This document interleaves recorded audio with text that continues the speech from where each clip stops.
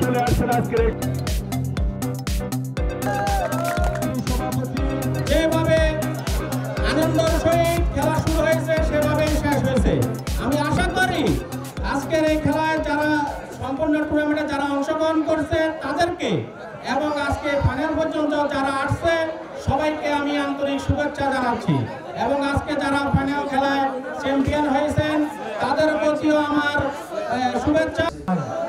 খেলার কোনো অশান্তি নাই, কোনো লোভ নাই, লালসা নাই। এই সামাজিক অনুষ্ঠান, এই সামাজিক প্রতিষ্ঠান ইচ্ছা করলে এই দেশে অনেক ভালো ভালো, অনেক মেধাবী, অনেক ছাত্রদেরকেও তৈরি করতে পারে। আমি যতটুকু জেনেছি এই আহ্বান